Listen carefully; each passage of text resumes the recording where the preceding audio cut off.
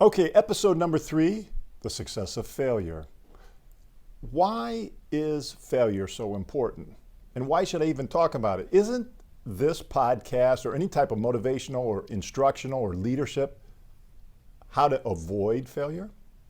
Well, let me explain this to you. And I want you to think about your own situation. Anything physical, anything financial, and anything with family, I can almost guarantee you that you've had some kind of failure. Now, that failure has not always been bad. It's actually been needed. And that's really the key of this episode of how failure is needed in our path to success and leadership, and really important here in the practice gym. Think about the time of dating. Now, was your first date successful? If you were the one asking and pursuing, was your first call successful?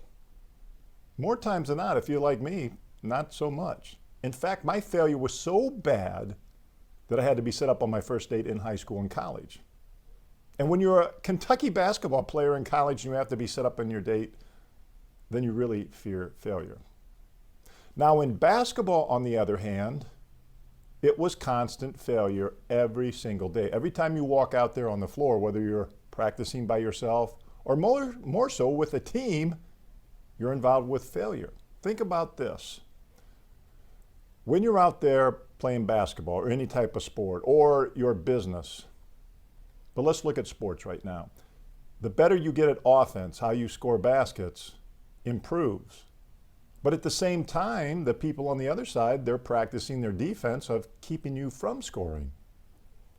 So there's failure on both sides. And really what separates the good from the not so good, or the people that give up and just start blaming, complaining, and criticize, is your ability to practice and get in shape with failure.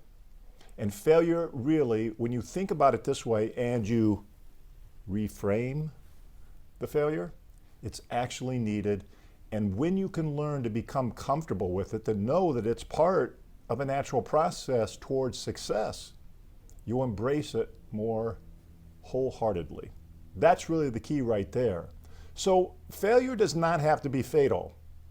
As we get older, sometimes we think about it like that, but really, when we start thinking about it and we reframe it, it becomes an essential part of our success in leadership. Because that is how a leader is groomed. That's one thing that I wish in our politicians and other leaders, corporate leaders, Fortune 500 leaders, they'd be more forthcoming with the failure. But now we're in such a culture, and even in social media, where failure is not embraced. In fact, it's ridiculed.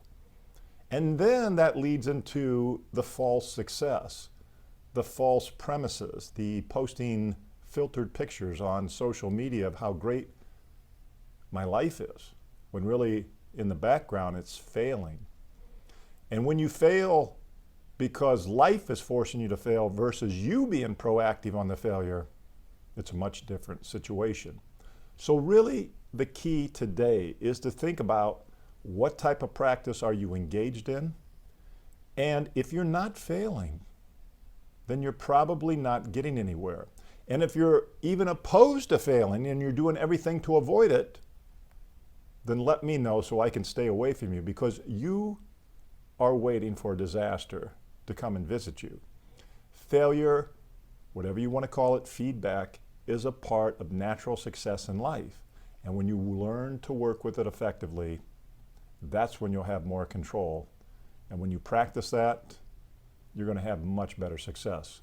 So Tom Heitz, read the newsletter, listen to the podcast, and we'll try to add some value to you as well. Make sure to subscribe if you are not subscribed to the practice gym down below, and I'll see you next week. All right, have a great day.